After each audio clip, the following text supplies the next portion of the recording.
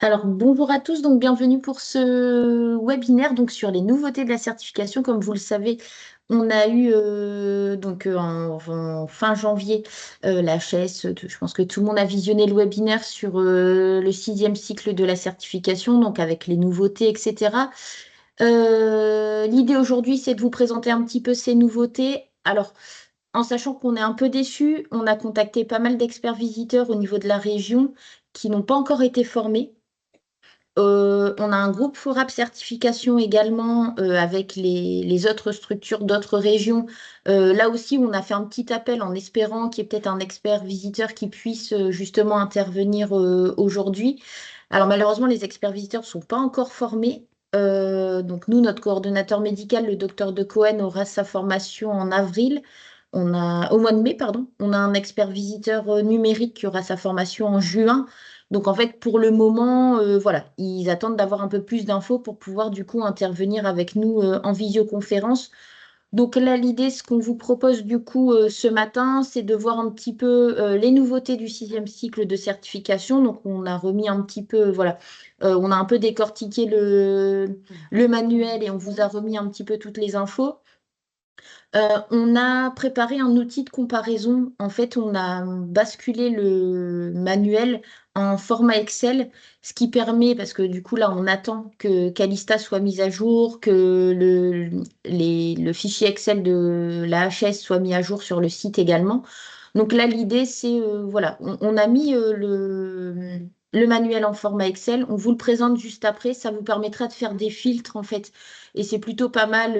Voilà, vous pouvez filtrer sur les méthodes traceurs ciblés, sur les méthodes audit système, vous pouvez filtrer sur les nouveautés, etc. Donc voilà, ça peut peut-être vous aider en attendant d'avoir justement les mises à jour qui soient mises en place.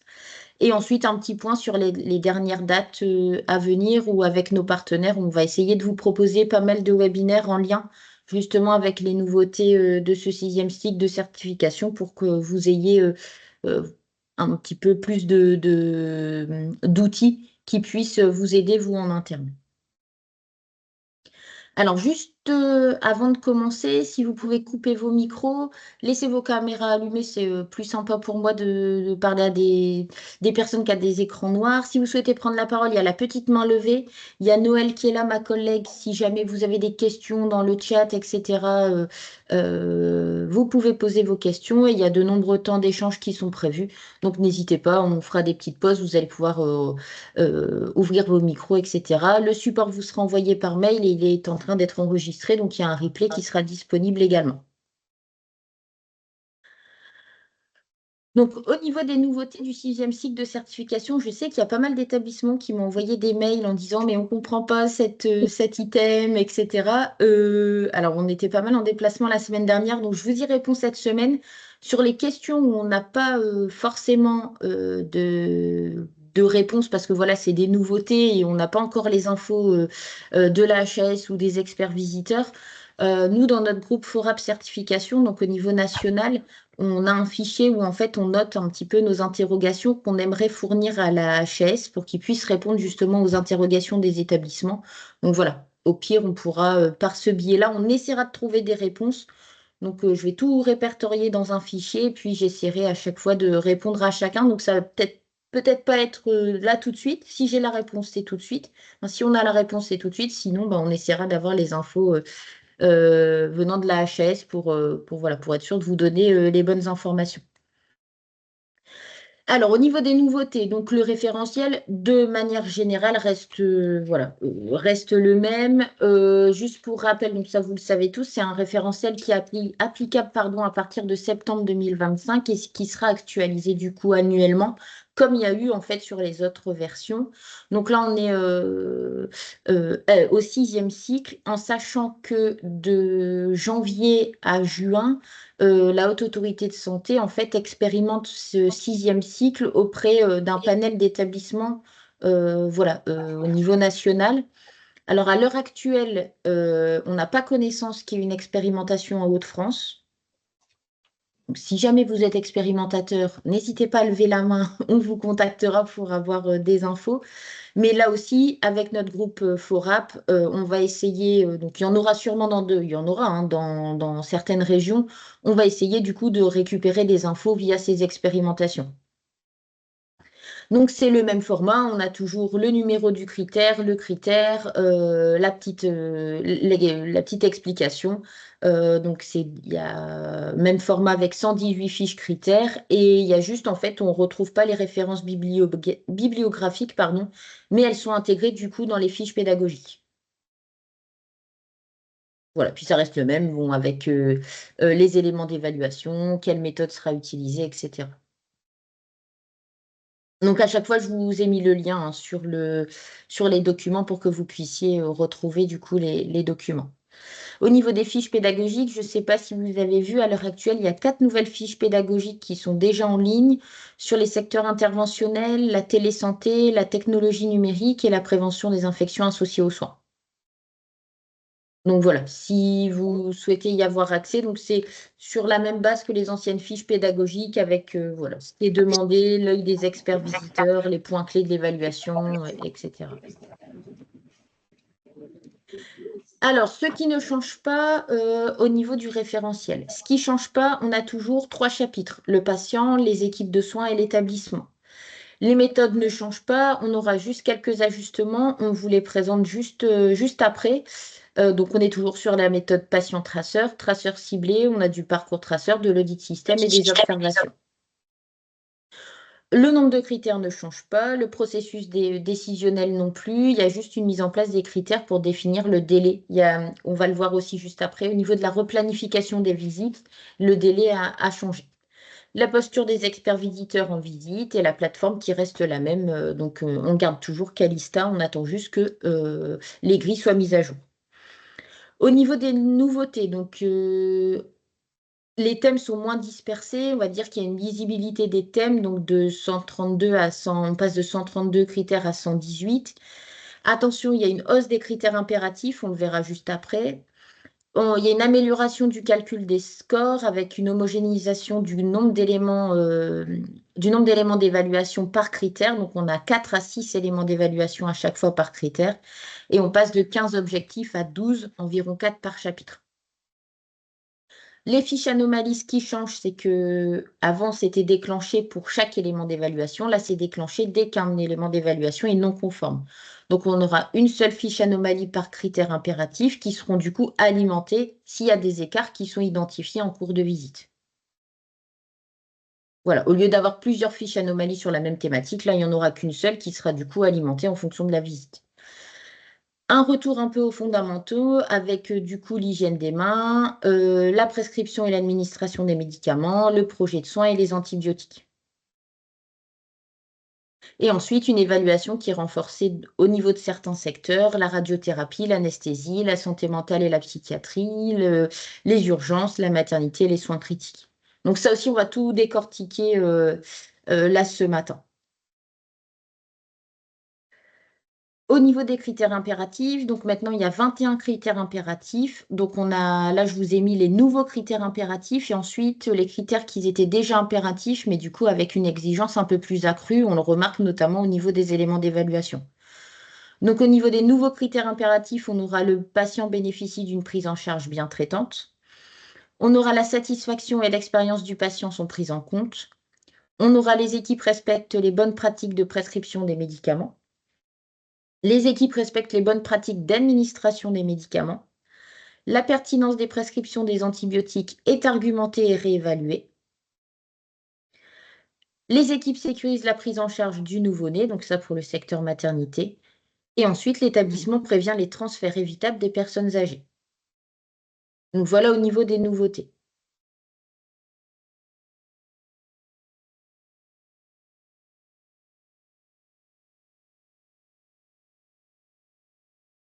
Au niveau des évolutions, donc on a un renforcement du numérique. Je pense que vous l'avez vu, hein, notamment avec la fiche pédagogique sur voilà, les dispositifs numériques, etc., la télésanté. Donc, on a tout ce qui est risque numérique, dispositif numérique et la télésanté. Donc, il y a un expert visiteur numérique qui sera justement dédié à ces critères et qui sera présent sur une journée, souvent à la deuxième journée de la visite. Donc, il y a deux nouvelles fiches pédagogiques, une fiche pédagogique technologie numérique et une fiche pédagogique télésanté qui sont à l'heure actuelle dispo sur le site de la HAS. On vous a remis, on avait fait des webinaires avec un retour d'expérience d'un expert visiteur numérique. Vous pouvez du coup, voilà, en fait, l'expert visiteur numérique, je l'ai contacté. Donc pour l'instant, on n'a pas eu, voilà, il est comme nous, hein, il découvre le manuel, il n'a pas eu sa formation. Donc voilà, c'est compliqué de faire un webinaire là avant le mois de juin. Mais voilà, vous pouvez toujours revoir le retour d'expérience de l'expert visiteur numérique. Il y a pas mal d'infos qui sont données. Et ensuite, on avait fait un webinaire également sur le risque numérique avec santé numérique. Donc déjà, vous allez pouvoir avoir pas mal d'infos si vous revisionnez ces deux webinaires. Ensuite, au niveau des nouveautés, au niveau des évolutions, donc on a les consultations et les soins externes. On verra, après on fait un zoom hein, du coup sur toutes les nouveautés. Les soins éco-responsables, les dispositifs médicaux numériques. Et ensuite, au niveau des critères avancés, donc toujours l'accréditation médicale, on a l'intelligence artificielle, la simulation en santé, on a le PAM, donc l'auto-administration des médicaments, et la mesure de la qualité des soins perçus par les patients. Donc ça reste des critères avancés. Au niveau des nouveautés, donc si on zoome un peu, donc voilà, on a une grosse nouveauté, c'est sur la partie maternité où on a un nouveau critère impératif sur cette thématique. Donc prévenir du coup les situations complexes, tout ce qui est risques obstétricaux, nouveau-nés, les centres de périnatalité, la prévention des infections, la préservation des fonctions vitales, etc. Donc ça, voilà, il y a vraiment un attendu sur la prévention des situations à risque, etc., le maintien des fonctions vitales, la prise en charge des nouveau-nés, le risque infectieux et l'ajout du coup des centres de périnatalité. Donc il y a un nouveau critère impératif sur la sécurisation de la prise en charge du nouveau-né. Et ensuite, on est passé d'un critère avancé à un critère standard pour le projet à la parentalité. Donc qui n'est plus un critère avancé, qui devient du coup un critère standard en maternité. Là aussi, si vous le souhaitez, on a des EPP disponibles sur notre plateforme d'enquête, donc notre plateforme IFORAP. On a les EPP HS sur la prise en charge de l'hémorragie du postpartum, donc on en a 3 sur l'événement, l'obstétrique et la tenue. Et ensuite, on a également 3 EPP sur le partogramme. Donc voilà, c'est pour info, si jamais vous êtes du secteur, sachez qu'elles sont disponibles sur notre plateforme d'enquête et vous avez un rapport qui se génère automatiquement une fois la saisie des données. Ensuite, on a la prise en charge médicamenteuse. Donc là, on a 2 nouveaux critères impératifs, notamment sur la prescription et l'administration. On a un nouveau critère impératif sur l'antibiorésistance et la pertinence des prescriptions d'antibiotiques. Un critère avancé sur le PAM. Et ensuite, un passage de critères avancés à critères standards sur la conciliation médicamenteuse. Donc attention, la conciliation médicamenteuse n'est plus un critère avancé, ça devient un critère standard. On n'est pas sur, voilà, on parlait beaucoup de médicaments à risque, etc. Là, on est plutôt sur l'approche du risque par la prévention de l'erreur médicamenteuse, plutôt que celle des médicaments à risque. Donc là, c'est vrai qu'on est un peu embêté parce que voilà, il y a quand même eu un gros travail de la part des établissements pour sensibiliser les professionnels à médicaments à risque, la liste des médicaments à risque, etc. Là, il faudra du coup resensibiliser les professionnels, mais surtout sur l'approche du risque, en fait, par la prévention de l'erreur médicamenteuse. Voilà, c'est juste voilà, un- une autre façon de sensibiliser les professionnels. Au niveau des outils, donc on va faire un webinaire, un ou même plusieurs webinaires avec l'Omedit. Sur la prise en charge médicamenteuse, il y a nos outils qui restent disponibles. On avait fait des webinaires du coup en partenariat avec nos collègues de l'Omedit sur l'administration, la dispensation, les médicaments à risque, la prescription, où on vous avait mis pas mal d'outils. Donc n'hésitez pas, les supports sont disponibles, les replays sont disponibles. N'hésitez pas, voilà, si vous avez des questions sur donc c'est sûr, c'est sur les anciens critères. Là, on est en train de tout mettre à jour sur les nouveaux. Mais n'hésitez pas à le revisionner pour, voilà, vous avez les outils restent finalement les mêmes. Donc vous pouvez y avoir accès sans souci. On avait fait également un webinaire en partenariat avec l'Omédic, le CEPIAS et le CRATB. Donc là, pareil, hein, le support et le replay restent disponibles donc sur l'antibioprophylaxie. Là aussi, où on avait mis pas mal d'outils, donc n'hésitez pas à les visionner. Ensuite, on a le Géniali sur le PAM. Noël, peut-être, je te laisse peut-être en parler brièvement. Oui, et donc le GRI sur le PAM, c'est un document, oui, qui a été. Vous m'entendez? Oui. Oui. C'est voilà, c'est un GRI qui était vraiment pour amener les étapes importantes pour la mise en place du PAM dans les établissements de santé. Donc, voilà, avec différentes facettes, le parcours en fait, qui mène à la mise en place du PAM, avec d'abord tout ce qui est les procédures, etc.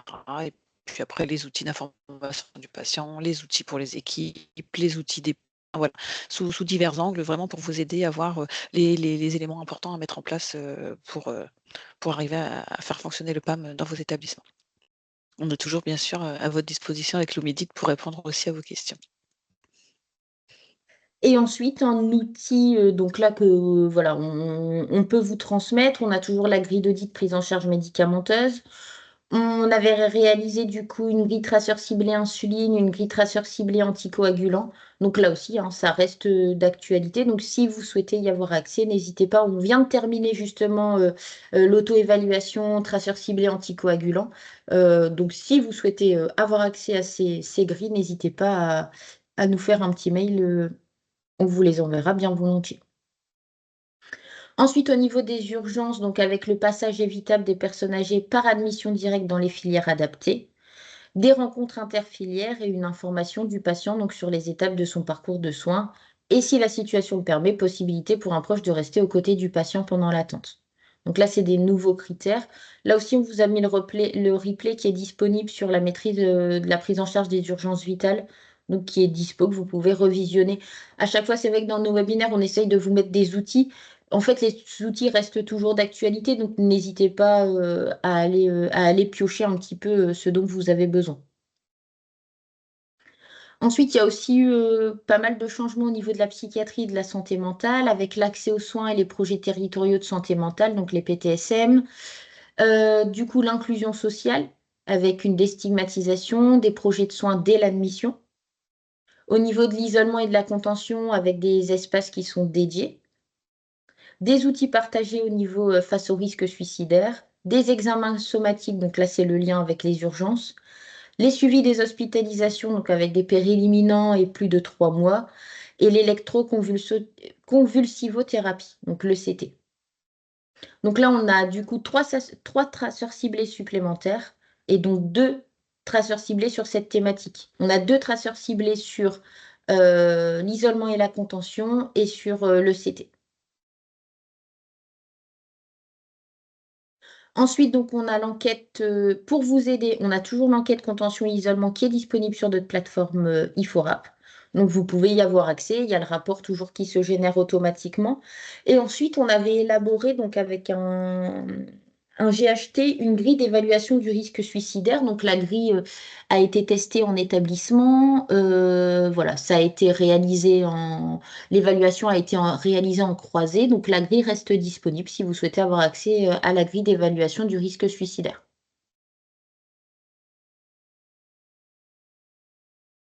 Au niveau des nouveaux secteurs, donc on a tout ce qui est consultation et soins externes avec des échanges, la coordination entre les équipes de consultation et de soins externes pour une prise en charge du coup plus fluide et plus personnalisée. Donc là, c'est tout ce qui est pouvoir prendre des rendez-vous en ligne, soit qu'il y a un numéro de téléphone dédié. euh, Est-ce que en cas de prescription d'examen complémentaire pour tout ce qui est imagerie, biologie, à visée diagnostique ou thérapeutique, est-ce que le patient est accompagné, peut être accompagné pour le rendez-vous? Est-ce qu'il est accompagné? Voilà. Est-ce qu'ensuite les comptes rendus de consultation sont versés dans le DMP, de mon espace santé, etc. Donc voilà tout ce qui a un peu changé au niveau des consultes et des soins externes. Ensuite, on a les secteurs de soins critiques, donc avec la prévention et la gestion des risques. Donc voilà, avec pour tout ce qui est secteur à risque, une surveillance visuelle et sonore. Est-ce que le transport le- les patients, est-ce qu'on analyse bien le bénéfice-risque au niveau du transport, les syndromes post-réa, etc. Et c'est vrai qu'en discutant avec notre coordonnateur médical, le docteur de Cohen, lui pense, ben, il espère en tant qu'expert visiteur, c'est voilà, est-ce que les experts pourront investiguer un petit peu le bloc? Est-ce qu'il y a un conseil de bloc? Est-ce qu'il y a une charte? Est-ce qu'il y a des événements indésirables qui sont déclarés? Comment fonctionne le travail en équipe? Est-ce que ils pensent que les experts visiteurs iront auditer au niveau de la checklist? Est-ce qu'il y a des no-go?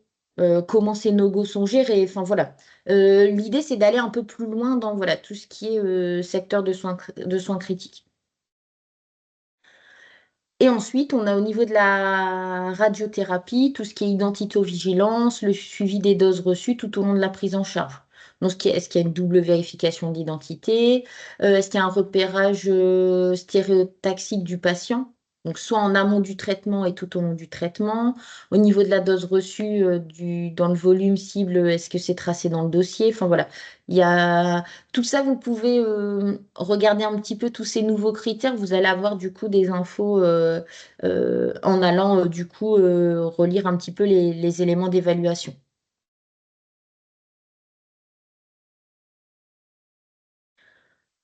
Donc voilà pour tout ce qui est nouveau secteur. Et ensuite, il y a un gros point sur le patient partenaire. Donc avec la satisfaction et l'expérience patient, donc le recueil et la prise en compte du coup de l'expérience patient, donc avec deux critères, dont un critère qui est impératif. Une incitation à l'utilisation de questionnaires mesurant la qualité des soins perçus par le patient, donc les PREMS. Une mobilisation de patients partenaires, donc expertise, amélioration des pratiques. Et ensuite, toujours le rôle qu'on donne aux représentants des usagers au niveau de la politique de l'établissement, donc sur son accueil et la prise en charge. Au niveau des projets des usagers, est-ce que c'est bien articulé avec le projet médical et soignant? Donc ça, on l'a vu hein, déjà il y a 2 ans, je pense que le critère avait évolué. L'implication dans les dynamiques qualité des soins et sécurité des patients. Voilà un petit peu tout ce voilà, un petit peu toutes les nouveautés au niveau des patients partenaires et pour les représentants des usagers.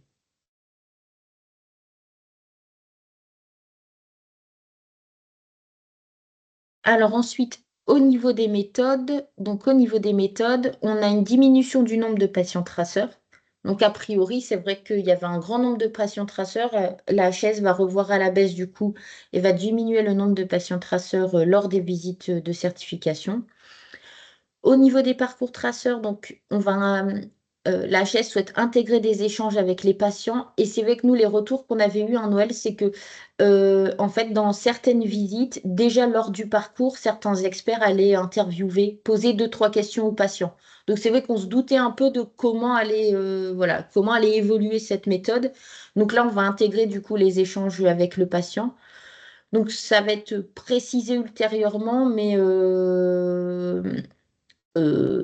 ce sera des entretiens qui ne seront pas menés par des experts visiteurs médecins. Donc, je pense que ce sera des questions vraiment de complément, en fait, pour faire le lien avec ce qui est vu sur le terrain. Basique, ouais, de coordination, Voilà. Ouais.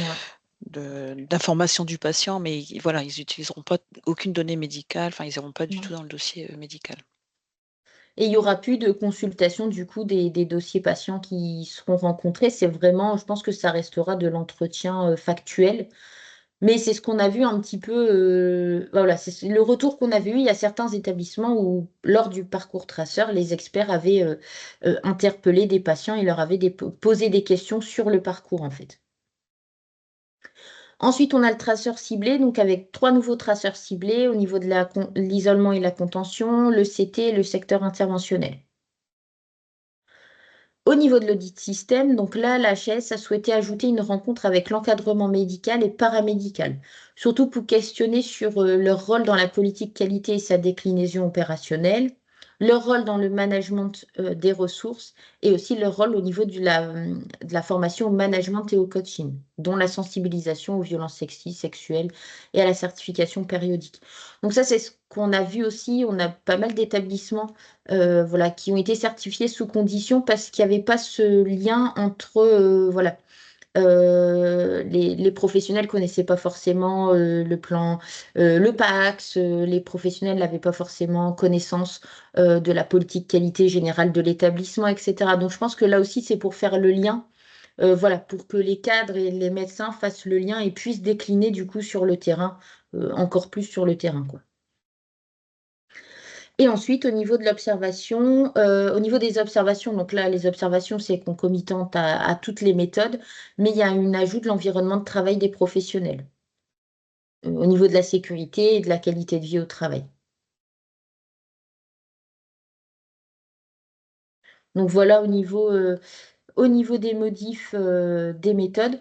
Sachez que si vous voulez encore sensibiliser vos professionnels dans le cadre du pack adhésion pour les établissements adhérents au réseau santé qualité risque, on organise, donc là ce vendredi, on a le pack adhésion. Donc c'est une sensibilisation, c'est surtout à destination des professionnels directement. Donc c'est vrai que l'année dernière ça avait pas mal marché, où on avait pas mal de professionnels autour de la table d'établissement, où en fait on revoit les méthodes et on essaye de sensibiliser au max les professionnels pour qu'ils puissent, voilà, qu'ils appréhendent moins la venue des experts. Au moins ils savent, voilà, comment les experts mènent ces méthodes lors des visites de certification, comment on leur donne aussi un petit peu comment ils peuvent, eux, s'auto-évaluer avant l'arrivée des experts. Mais voilà, c'est pour justement les sensibiliser sur ces nouvelles méthodes et surtout ces petites modifications qu'il y a eu là au regard du sixième cycle. Donc n'hésitez pas, c'est dans le cadre du pack adhésion, donc c'est gratuit, c'est des sensibilisations de 45 minutes où en fait on rebalaye un petit peu les méthodes et à destination du coup de vos professionnels. Si vous souhaitez mettre plusieurs professionnels autour de la table, il n'y a aucun souci, c'est en visio, donc il y a aucun problème. Ensuite, on l'a dit tout au début, mais il y a une petite modification au niveau de la planification des visites. C'est vrai que avant, donc au niveau du cinquième cycle, on était pour un établissement certifié sous condition, on avait une replanification des visites entre 6 mois et 1 an. Pour les établissements qui n'étaient pas certifiés entre 1 et 2 ans. Donc là, il y a une replanification des visites avec, voilà, pour les établissements certifiés sous condition, donc c'est entre 6 mois et 2 ans. Tout dépend, voilà, du niveau de certification. Et par contre, pour les établissements non certifiés, là, en fait, la HS ne donne plus de période, en fait. Ce sera en fonction de l'établissement, en fonction de la criticité des dysfonctionnements, en fonction de l'ampleur des améliorations qui sont à apporter. Forcément, si, voilà, si les améliorations doivent mettre un peu plus d'1 an, voilà, à être mises en place, forcément, ce sera un peu plus long. Et aussi, quelle est la capacité de l'établissement à se mobiliser. Donc voilà, il y a un petit peu une replanification, des visites.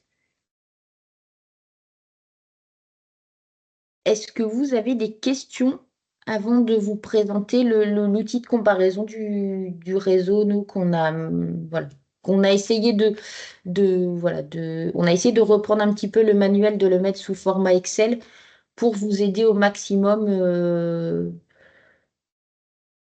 avant, voilà, Ah oui, il y avait une question justement, je pense que c'était ça la question de savoir si sur le site, de l'HS, c'était le Excel était à jour. Non, hein, pour moi, enfin de ma dernière recherche, c'était pas à jour, hein. Ben, moi, j'avais regardé la semaine dernière. Alors, j'ai Mmh, l'impression que certains critères ont été mis à jour, mais on ne retrouve pas tout. Donc, je ne sais mmh. pas s'ils sont. Enfin, j'ai pas retrouvé. Il y a certains critères que je n'ai pas retrouvés. Donc, je ne sais pas si ils sont justement en train de travailler dessus. Et du coup, je pense que. Après, ils avaient dit courant mars. Donc, voilà, ils sont peut-être actuellement en train de bosser sur le document. Mais voilà, pour moi, pour l'instant, il manque encore quelques critères. Donc voilà, après, je pense qu'ils avaient indiqué courant mars, donc je pense que d'ici quelques semaines, ce sera bien opérationnel. Après, il y a une autre question, c'est un seul audit système rencontre avec l'encadrement est prévu, c'est bien cela? Ça dépend du nombre d'audits système, sur l'établissement, je Ouais. suppose. Après, a priori, comme ils veulent l'audit système, ils veulent rencontrer l'encadrement médical et paramédical, je pense qu'il y aura un audit système à chaque fois. Ils vont intégrer les cadres et les médecins, en fait. Mm.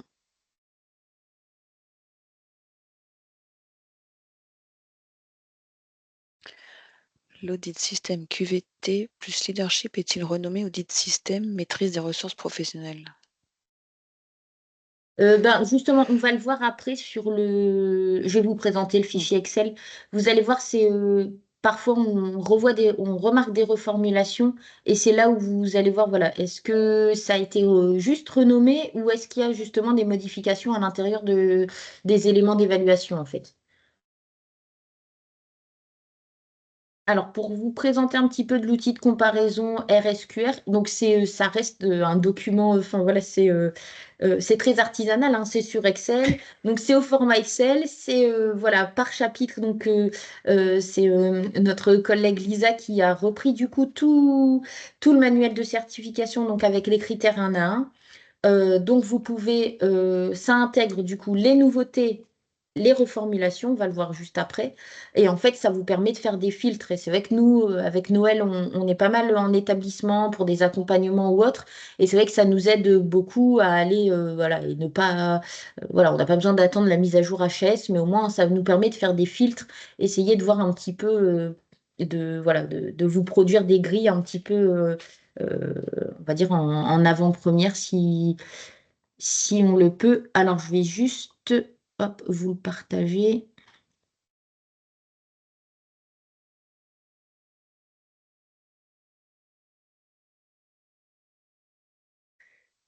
Il. Ah, pas encore. C'est bon. Alors, donc, du coup, donc, au niveau du référentiel, donc là, voilà, c'est l'ensemble des chapitres. Donc là, c'est vraiment le référentiel nouvelle version, voilà, sixième cycle de certification. Donc, on a renommé Nouvet 2025 avec voilà, tous les critères standards, impératifs, avancés. Donc, tout est au format Excel. Donc, vous savez que c'est pas mal. Parce que si vous voulez filtrer par méthode, voilà, on prend méthode audit système, vous pouvez voir tout de suite un petit peu quels sont les éléments d'évaluation et quels sont les éléments d'évaluation qui seront évalués au moyen de la méthode audit système. Donc voilà, vous pouvez faire des filtres par méthode, par cible, par élément d'évaluation, par critère. Enfin voilà, vous pouvez vraiment, voilà, tous les filtres sont opérationnels. Et ensuite, vous avez au niveau donc découpé par chapitre, donc chapitre 1, chapitre 2, chapitre 3. Au niveau du chapitre 1, le patient, donc avec du coup les critères V2025, la comparaison V2025, V2024, donc est-ce que c'est identique, est-ce que c'est nouveau ou est-ce que c'est une reformulation? Et ensuite le critère 2024 associé et l'élément d'évaluation 2024 qui est associé. Donc, on a remis en rouge un petit peu, voilà, tout ce qui a été modifié. Donc là, ça peut vous aider aussi, parce que bah, je sais que parfois, dans le PACS, vous avez référence à des critères, etc. Ça peut vous permettre de vous dire, bah mince, le critère 1.201, maintenant, c'est le critère 1.101, quoi. Voilà, moi, je trouve un peu, c'est la difficulté, c'est de ne pas avoir le même numéro de critère, parce que je sais que dans certains établissements, ça fonctionnait comme ça. Donc voilà, l'idée, c'est de pouvoir pour vous repérer ce qui a été changé. Donc ça, c'est pour le chapitre 1. Donc voilà, si vous voulez filtrer sur les nouveautés, vous filtrez sur les nouveautés, ou voilà, vous filtrez sur les critères qui sont du coup identiques, vous pouvez également. Et ensuite, donc c'est la même chose pour le chapitre 2 au niveau des équipes de soins, sur le chapitre 3 au niveau de la gouvernance. Et là, pareil, est-ce que le critère est avancé, standard ou impératif? Et vous pouvez filtrer sur les critères impératifs avec du coup à chaque fois les nouveautés.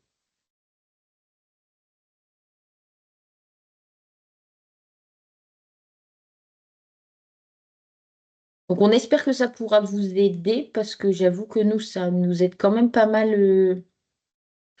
euh, quand on souhaite réaliser une grille ou revoir une grille, mettre à jour une grille. C'est vrai que ça peut on espère que ça pourra vous aider autant que ça nous aide à l'heure actuelle. Est-ce que vous avez des questions sur le document?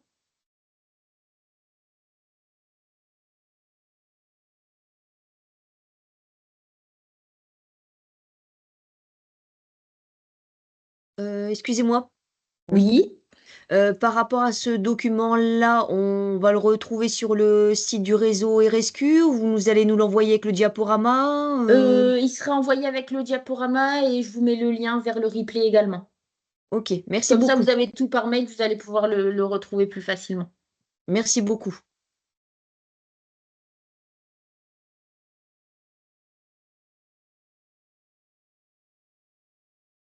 Donc voilà, c'est vrai que moi je l'utilise beaucoup, c'est surtout pour les méthodes, voir un petit peu voilà, au niveau traceur ciblé ce qui sera recherché.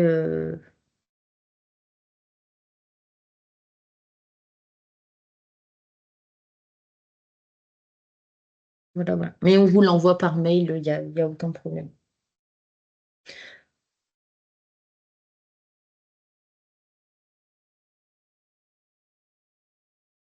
Est-ce qu'il y a d'autres questions?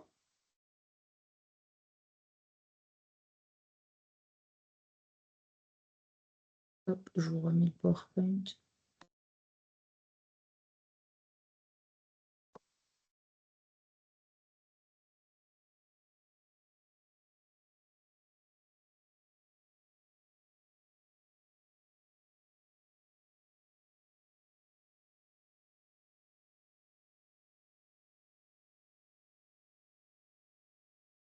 Du coup, Madame Douchy, je regarderai pour l'audit QVT Leadership au niveau de l'audit système. Est-ce qu'il a été seulement renommé maîtrise des ressources professionnelles ou est-ce qu'il a changé ça je regarderai plus en détail, je vous ferai un petit mail là-dessus.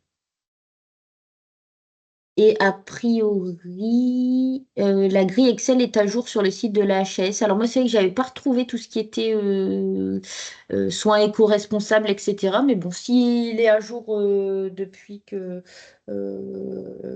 y est allé, tant mieux, au moins, voilà. Mais Calista, pas encore. Ouais. C'est vrai que Calista, on n'a pas. Enfin, moi, j'y suis allée ce matin, du coup, avant la réunion pour être sûre, mais euh, c'est avec Calista et pas encore à jour totalement. Mais là aussi, ils avaient prévu mars, donc on espère que ce sera fait d'ici quelques semaines. Alors juste, voilà, pour vous rappeler un petit peu, donc pour vous aider, on va essayer de travailler avec nos partenaires voilà, sur certaines thématiques et notamment les nouvelles thématiques, voilà, pour essayer à chaque fois de décortiquer un petit peu, comme on a fait avec l'Omédit pour la V2020, comme on l'a fait avec le CEPIAS, etc. C'est pour essayer un petit peu de voir avec vous, de décortiquer du coup les critères et de vous proposer des outils en lien et d'aller un peu plus loin en sachant qu'on essaye toujours d'avoir voilà, l'œil d'un expert sur chacun des critères. Donc ce vendredi, on a le webinaire Réussir ses audits système RSE, donc en partenariat avec le C2DS, donc là c'est le volet développement durable. Le 19 mars, on a le webinaire Identito-Vigilance. Le 1er avril, on a un webinaire sur le rôle des représentants des usagers dans la certification. Donc ça, c'est en partenariat avec France Asso Santé. Voilà, c'est un webinaire où on sensibilise en fait les représentants d'usagers sur leur rôle. Leur rôle dans la certification, comment ils peuvent s'impliquer, quelles sont les personnes voilà, qui peuvent contacter au sein d'un établissement, etc. Donc à destination des représentants des usagers. Le 16 avril, on a le webinaire durée courte d'antibiothérapie, donc en partenariat avec le CRATB et le CEPIAS. Et le 24 avril, on a un webinaire mettre en place des soins éco-responsables, donc avec un retour d'expérience d'un établissement de la région, donc toujours en partenariat avec le C2DS, donc au niveau développement durable. Et ensuite, on a d'autres webinaires en cours de programmation, donc avec nos différents partenaires, donc notamment avec l'Omédit, le CEPIAS. On a contacté également Oriane pour toute la partie maternité. Donc voilà, tout est en train, voilà, les dates ne sont pas encore définies, mais voilà, tout est en train de s'éclairer un petit peu. Et ensuite, on va essayer voilà, d'interpeller un ou deux experts visiteurs pour qu'ils puissent nous présenter un peu plus dans le détail ces nouveautés. Mais on attend du coup qu'ils soient formés par la Haute Autorité de Santé. Le webinaire du 19 mars, c'est pas spécifique, certification, hein. C'est un webinaire, dans le cadre des formations que RSQR propose. Donc ils sont, voilà, pour pouvoir vous inscrire, il faut vous inscrire via la formation, RSQR. C'est pas le même envoi. Mais bon, voilà, vous pouvez toujours vous inscrire. Donc voilà, donc on vous tient au courant sur les nouvelles dates à venir. Nous, de notre côté, on essaye, dès que les experts visiteurs sont formés, on essaye d'avoir un retour de leur côté. On va essayer aussi d'avoir un retour sur une expérimentation qui a eu lieu au printemps. Voilà, pour voir un petit peu comment ça s'est passé, même si c'est pas dans notre région, ce serait plutôt sympa voilà, d'avoir des infos sur voilà, comment les experts visiteurs, comment ils ont mené un petit peu ces expérimentations, notamment au niveau des petits changements au niveau des méthodes et des nouveaux critères. Donc voilà, on vous tient au courant. Euh, on vous transmet du coup le PowerPoint, le replay et le fichier en espérant qu'il vous soit utile. Et puis n'hésitez pas à nous envoyer un petit mail, des petits mails si besoin, si vous avez des besoins particuliers. On reste à votre disposition. Est-ce qu'il y a d'autres questions? Attends, j'en ai une pour l'identito, je suis en train de chercher le lien. Mais c'est ce que je vous disais pour l'identito, c'est dans les inscriptions formation. Ouais, ça Ça doit fait être dans la partie, partie ouais, formation. dans la partie formation, c'est dans les formations. Donc normalement, à moins que Mélanie ait déjà clôturé, si c'était complet. Mais Non, non, non, ça n'a pas non, été ça clôturé. peut être, Normalement, ouais, les liens normalement les d'inscription, ils liens. sont accessibles, ouais. Mm. Je suis en train de chercher le lien. Après, dans ce cas-là, on peut renvoyer le lien d'inscription en même temps que tu renvoies Par le mail? replay. Ouais, Oui, ouais, on peut ouais. renvoyer le lien Très bien. d'inscription en même temps. Donc là, vous avez dû recevoir les mails pour les différents webinaires. J'ai envoyé ce matin le mail pour la durée courte d'antibiothérapie, donc n'hésitez pas à vous inscrire et vous aurez sûrement, donc là, il y a d'autres dates qui sont en cours de programmation avec notamment le CEPIAS, le Médité et Auréane. Donc dès qu'on a les infos, on vous envoie l'invite. C'est bien 13. Bah non, c'est bien. Est-ce qu'il y a d'autres questions?